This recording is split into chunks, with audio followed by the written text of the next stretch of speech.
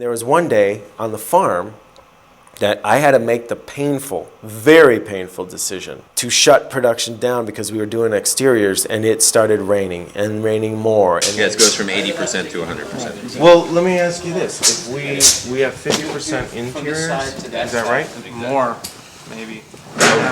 Okay. Well, what if we do all those first and hopefully maybe the rain will subside at 2 in the morning and then we can do our thing. We have a situation. We got Ernie Hudson today, and today's our last day on the farm. The lighting department is very concerned with safety issues. We're basically trying to organize our shots in a way that allows us to get what we need. We're weatherproofing the camera and bringing in rain gear for the guys. We need to get 3 grips on a moment's notice. If we don't get them, we may not be able to shoot today, and our whole project is in jeopardy. Your little camera's covered in plastic.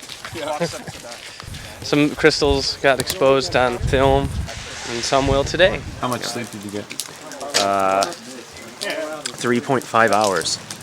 Excellent. We're going to hold it like an umbrella over the camera operator. You know, I saw a guy down on Skid Row that looked just like that. All right, let's rehearse it with camera. Camera's going up. You're talking about, I'm that guy. Oh, is that it? Roll camera. Speed. Set. Action. Unfortunately, the rain got so bad that Ben Braemar, the first assistant director, took me aside. And he said, "Can I speak to you privately?" I said, "Yeah, sure." And he said, "Look, I've seen a lot of short films like really rush to get it done, and it's like what's the rush?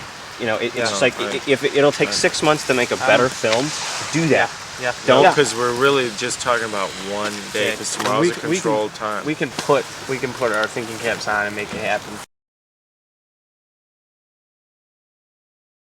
Now, getting Ernie Hudson back on November 18th was another story because it tends to get cold in Chicago, and Ernie's been living out in LA. Shooting in Chicago is a little scary to begin with just because the weather changes so much. So I got up and I went on the internet and checked the weather forecast, which is saying something like 20 degrees. I'm like, no, that ain't gonna happen. I'm not going, sorry. And I was calling him to talk to him about the specifics, and he's like, "What? I looked at the weather and blah, blah, blah, it's gonna be cold and this and that." And for like 5 minutes, I basically just listened. I just listened. And the whole time I'm thinking, this could be the end of our film. You sort of build up this energy, and then and we talked about it. And then, of course, I'm going to go back. Of course, I'm going to do what it takes to finish the movie. Okay, here we go. Ernie's walking. Ernie's in a good mood today. But I just listened and just heard him, basically. And that's all I really could do. Because your mind, my mind, I'm going like, man, I'll go back there, I'm going to catch pneumonia, I'm going to get a cold, it's going to be awful, I'm going to freeze. It's going to be 1 day, it's going to turn into 3 days. So all this stuff that you build up to. He said, it's not like I wasn't going to do it, but I just needed to express myself. And he did it very, very well and very effectively. He scared the crap out of me, actually. He was totally up for it. He agreed to it the day that we got rained out. You always want to do it under ideal circumstances, but that's not the nature of the work that we do. The crew's been out there all night. I mean, I do my little bit and I run inside and get warm. And I feel for those guys who've been out there for hours, but that's why I'm an actor and not a grip, I know what I've got, I know what I'm asking of him, and it's beyond